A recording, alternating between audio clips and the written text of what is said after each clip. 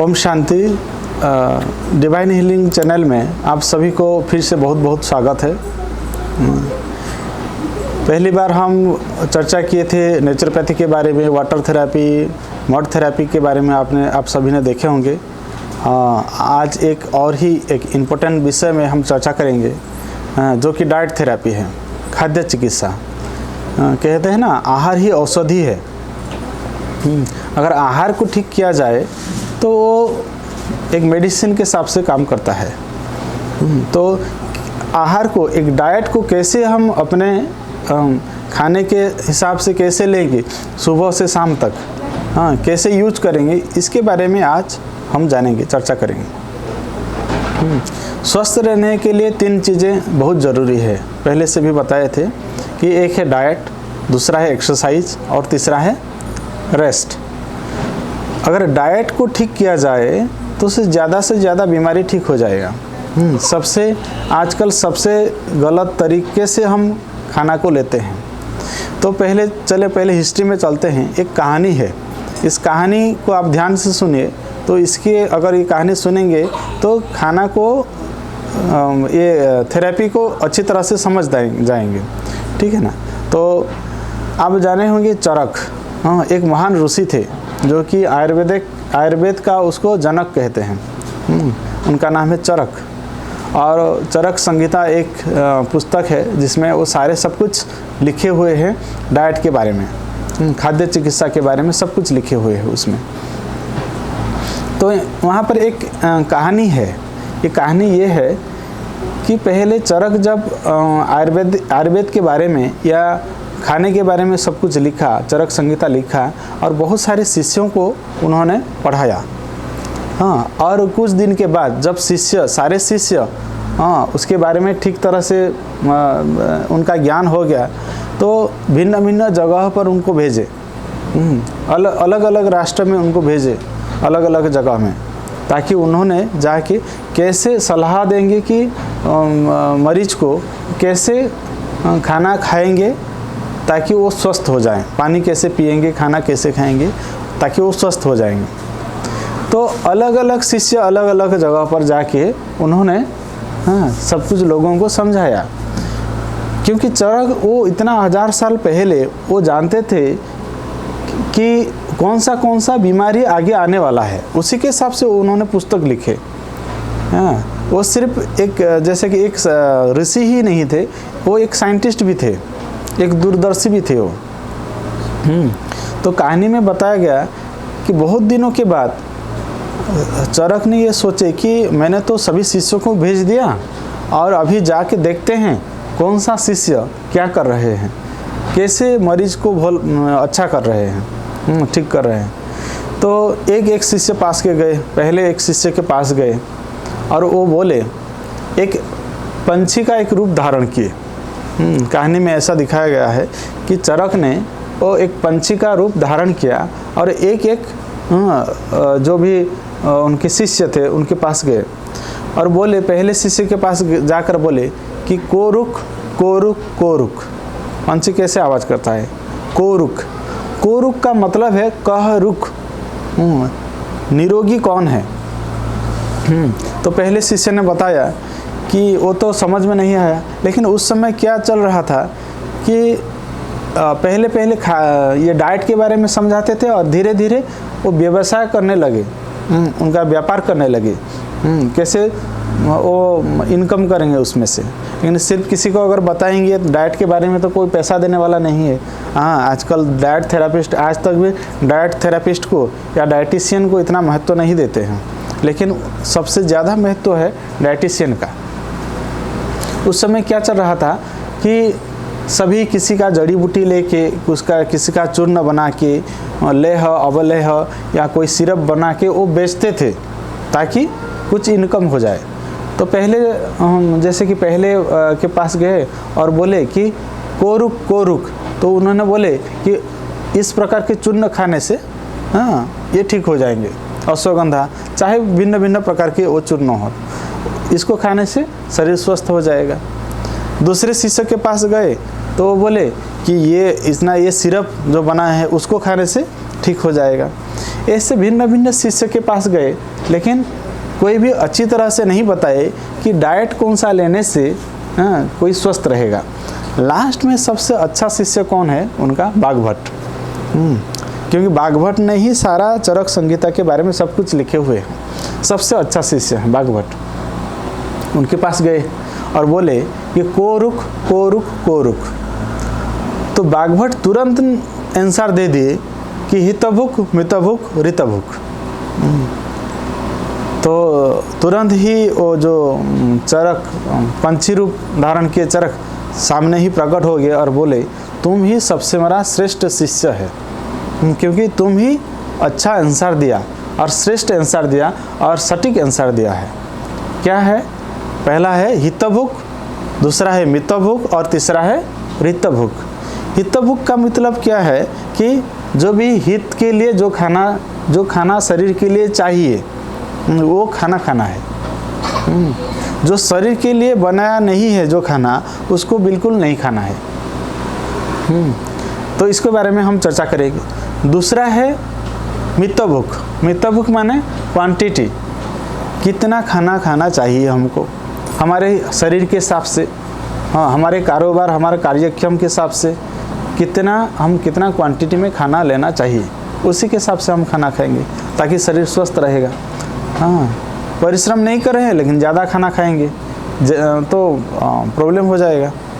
तीसरा है, एक है हितभुक, दूसरा है मितभुक और तीसरा है ऋतभुक। ऋतभुक माने जो भी सीजनल है, जो भी सीजनल नेचुरल रूप से जो सीजनल आ रहा है उसको अगर हम खाएंगे तो स्वस्थ रहेंगे।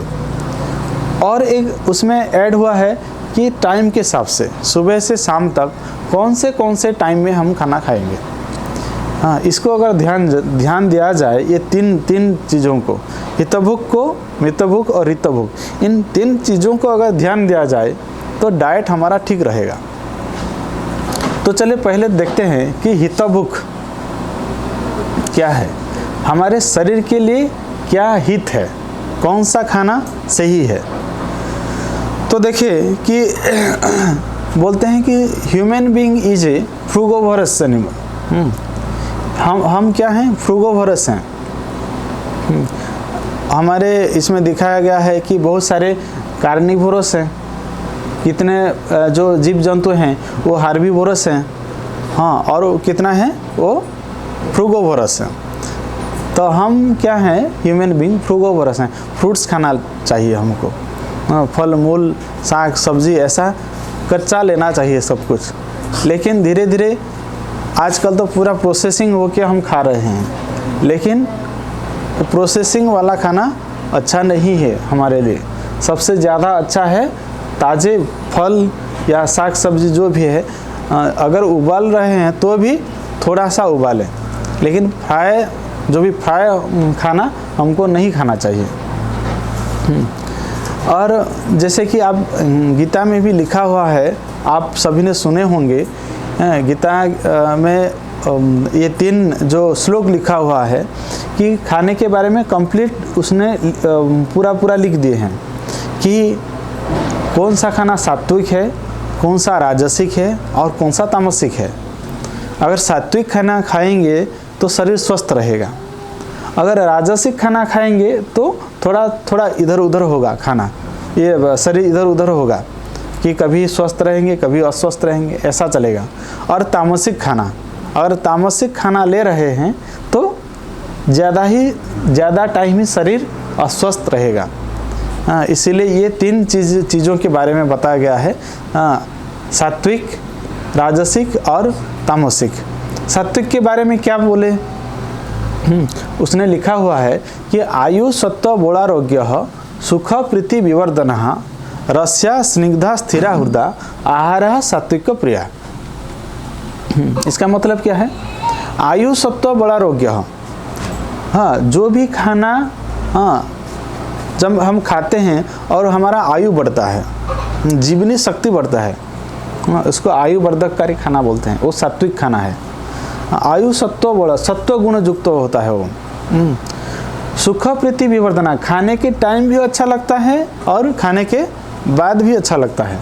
देखिए सात्विक खाना अगर मंदिर में या कोई भी भोग जब हम लगाते हैं हाँ, पूजा करते हैं, भोग लगाते हैं और वो खाना खाते हैं तो क्या लगता है, टेस्ट भी अच्छा है, खाने के टाइम भी अच्छा लगता है और खाने के बाद भी शरीर पेट कुछ गड़बड़ नहीं होता है। इसीलिए इसको दिया गया है आयु सत्व बुढ़ारोग्य सुख प्रीति विवर्धन रस्या स्निग्धा स्थिरा हृदय। वो रस युक्त, ज़्यादातर रस होता है, फल में ज़्यादातर रस है, लेकिन ड्राई जो पैकेट फूड ले रहे हैं, आप ब्रेड ले रहे हैं, उसमें क्या रस है, रस नहीं है। पैकेट फूड में क्या रस है, रस नहीं है, तो ड्राई है तो उसमें कोई मज़ा नहीं है। तो वो रस युक्त होता है, स्निग्ध होता है और स्थिर होता है, हलचल वाला नहीं है। हम चाय पी रहे हैं तो गर्म है, हलचल हो रहा है वो। आइसक्रीम ले रहे हैं तो ठंड, शरीर को हलचल क्रिएट करने वाला है वो। तो ये चाय है, चाहे गर्म है चाहे ठंड है, ठंडी है, आइस है, ये दोनों ही चीज़ क्या कर रहा है, शरीर को हलचल कर रहा है। ये स्थिर नहीं है, ये हृदय को स्थिर नहीं कर रहा है। जो स्थिर हृदय है, जिनका हृदय जो खाने से स्थिर होगा, मन हलचल नहीं होगा, वो खाना सात्विक खाना है। इसीलिए ये पहले श्लोक में ये बताया गया है कि आयु सत्व बुढ़ारोग्य सुख प्रीति विवर्धना रस्या स्निग्धा स्थिरा हृदय आहार सात्विक प्रिय। तो हमको अगर सात्विक बनना है, नेचुरोपैथी के साथ योग जुड़ा हुआ है और कोई अगर योग कर रहे हैं तो वो नेचुरल डाइट लेना बहुत ज़रूरी है, सात्विक खाना खाना बहुत ज़रूरी है। और सात्विक खाना नहीं खा रहे हैं और योग कर रहे हैं तो योग कुछ काम में नहीं आएगा। और राजसिक के बारे में क्या बताए, दूसरा श्लोक में बताया गया है कि कटु अम्ल लवणात् उष्ण तीक्ष्ण रुक्ष विदायिनः। कटु अम्ल लवणात् उष्ण, कटु युक्त जो ऐसा कुछ खाना होता है जो कड़वा लगता है, वो कड़वा चीज़ क्या होता है, वो राजसिक होता है। और दूसरा कटु अम्ल, ज़्यादा एसिडिक खाना, जो खट्टा चीज़ खाते हैं हम, वो भी राजसिक खाना है। लवणात् माना ज़्यादा नमक वाला चीज़, अगर ज़्यादा नमक डाल के खाते हैं तो भी वो नेचुरल नहीं है, उसमें बीमारी पैदा होगा। उष्ण, ज़्यादा गर्मी वाला चीज़, ज़्यादा गर्म चाय कॉफ़ी ले रहे हैं, ये सब। कटु अम्ल लवणात् उष्ण तीक्ष्ण रुक्ष विदायिनः। तीक्ष्ण जो भी तीखा है, या मिर्ची मसाला जो भी है तीखा है वो। रुक्ष जो ड्राई चीज़ है, पैकेट फूड है, ये सारे सब कुछ आहार राजस्य श्रेष्ठा दुख शोक मोय प्रदाह। ये आहार क्या है कि ये सुख दुख में लाएगा, दुख शोक, दुख और शोक में लाएगा। वो खाने के बाद आपको अच्छा नहीं लगेगा, खाने के टाइम थोड़ा सा टेस्ट लगेगा लेकिन खाने के बाद आपको अच्छा नहीं लगेगा। इसलिए इसको क्या कहा जाता है, वो राजसिक खाना है। राजा लोग ये खाते हैं लेकिन राजा लोग सदा तंदुरुस्त नहीं रह पाते। साधु सन्यासी जो सात्विक खाना खाते हैं जितना तंदुरुस्त रहते हैं, राजा लोग तंदुरुस्त इतना नहीं रह पाते क्योंकि वो राजसिक खाना खाते हैं। तो आप सोचिए कि हमको कैसा खाना लेना है। और तीसरा श्लोक में ये बताया गया है कि सबसे बुरा जो खाना है, यात यामम गतरसम पुति पर्युषितम चयत। यात यामम गतरसम पुति पर्युषितम चयत। उच्चिष्टमेपि चामेध्यम, उच्चिष्टमेपि चामेध्यम भोजनम तामसः प्रिय। तामसिक जो लोग होते हैं ना, उनको क्या पसंद कि जो खाना बासी हो गया, जो नॉनवेज खाना है, जो फ्रीज में रखा हुआ, बहुत दिनों तक फ्रीज में रखा हुआ खाना है, सड़ गया है जो खाना, या उच्चिष्ट में भी जो झूठा खाना है, 2-3-4 आदमी एक साथ बैठ के खाना खा रहे हैं, कोई खाना खाया और चला गया, उसको दोबारा वो ले लिया उस थाली में, वो झूठा है। ये सारे सब कुछ क्या है, वो तामसिक चीज़ है। बासी खाना, झूठा खाना या नॉनवेज खाना, ये सब कुछ क्या है, तामसिक खाना है। तो हमको क्या बनना है, सात्विक बनना है, राजसिक बनना है या तामसिक बनना है। अगर तामसिक खाना खाएंगे तो रोग हमारे साथ साथ है, राजसिक खाना खाएंगे कभी कभी रोग हो सकता है, और अगर सात्विक लेंगे तो रोग कभी नहीं आएगा। तो पहले हमारे दिलो दिमाग में ये फिक्स कीजिए कि हमको कैसा बनना है, सात्विक बनना है। सात्विक बनेंगे तो नेचुरोपैथी को हम अपना सकते हैं, योग को भी अपना सकते हैं, हमारा लाइफस्टाइल सुधर सकता है। इसलिए सभी को निवेदन है कि पहले आप डिसाइड करें कि हमको सात्विक खाना खाना है, कोई भी नॉनवेज खाना हमारे लिए नहीं बना है। हमारे जो शरीर की बनावट है वो बिल्कुल फ्रूगोवरस है। आप देखिए हमारे सलीवा सिक्रेशन होता है वो अल्कालाइन है, कोई भी कार्निवोरस का वो सलीवा सिक्रेशन होता है वो एसिडिक होता है। उनका दांत देखिए बड़ा बड़ा होता है, हमारा दांत नॉर्मल है, वेजिटेरियन की तरह, गाय की तरह दांत है, घोड़े की तरह दांत है।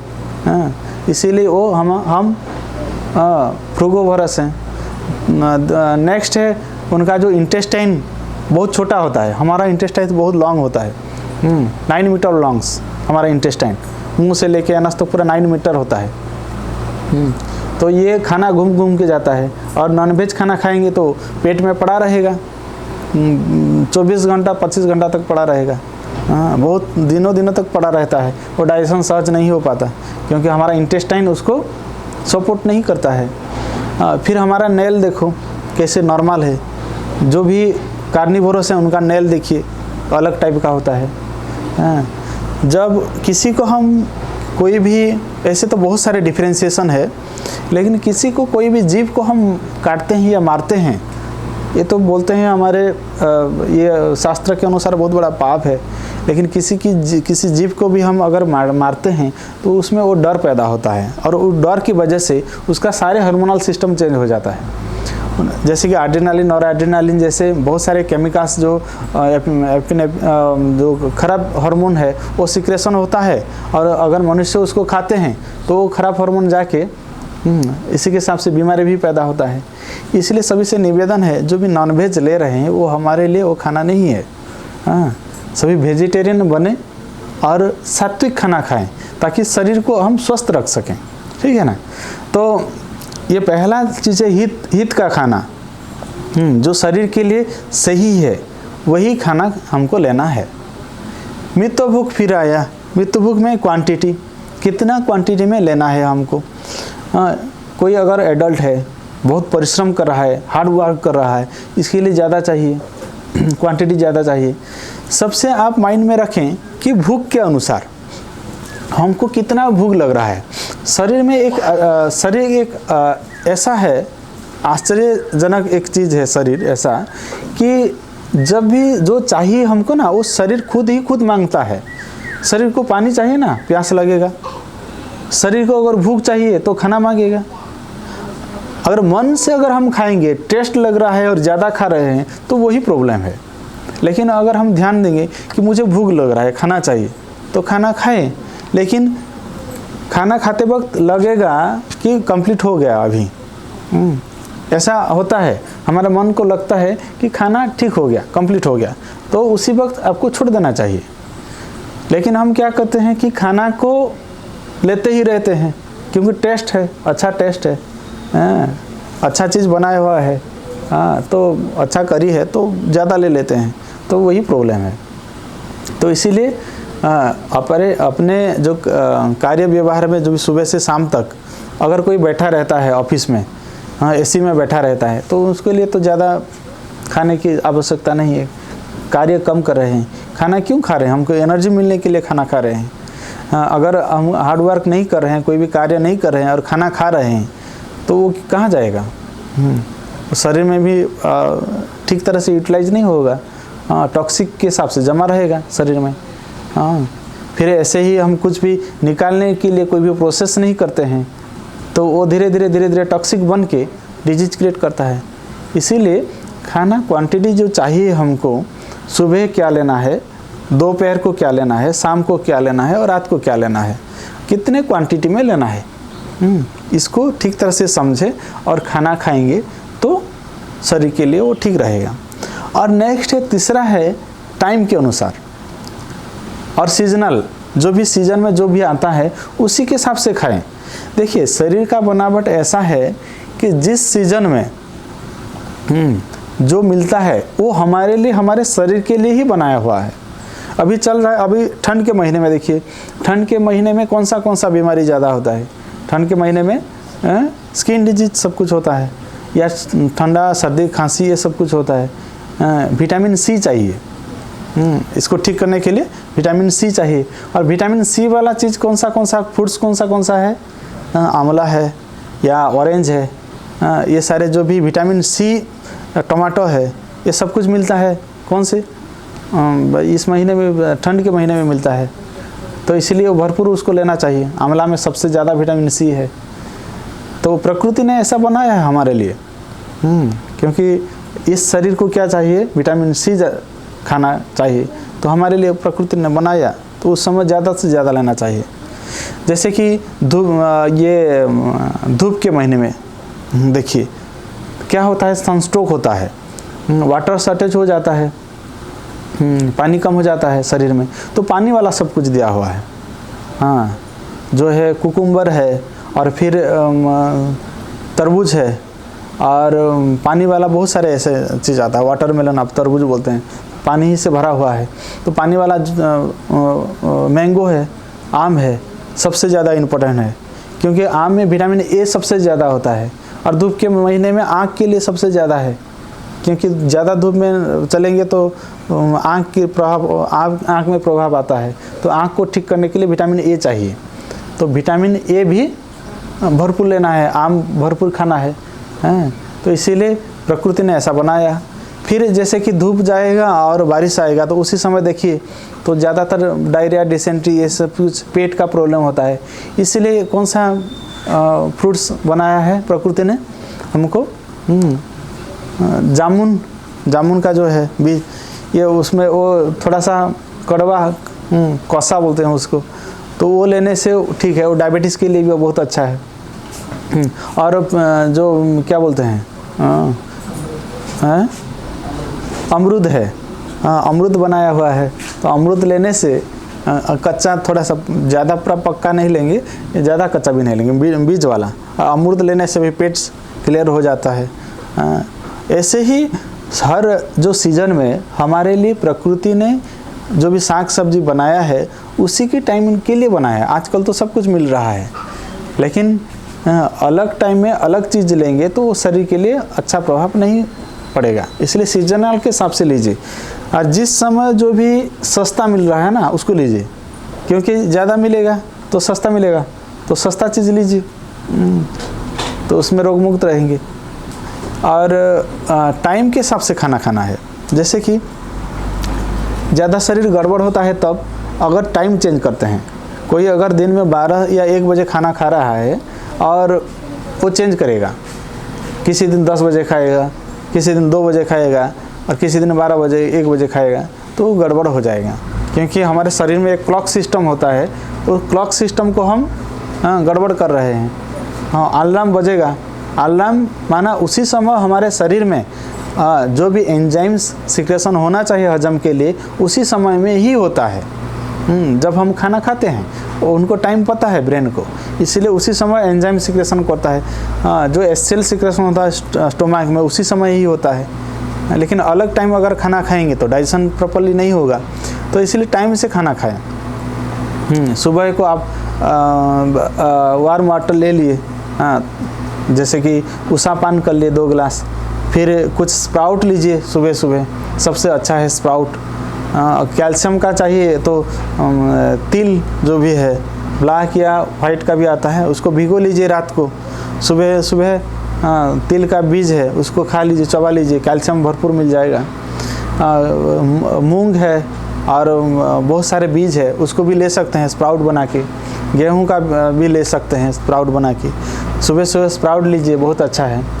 फिर खाने में दलिया लीजिए, दलिया सबसे अच्छा है। मांडिया है, दलिया है, उसको लीजिए। और नॉर्मल खाना खाइए, सुबह सुबह तेल मसाला का खाना नहीं खाइएगा।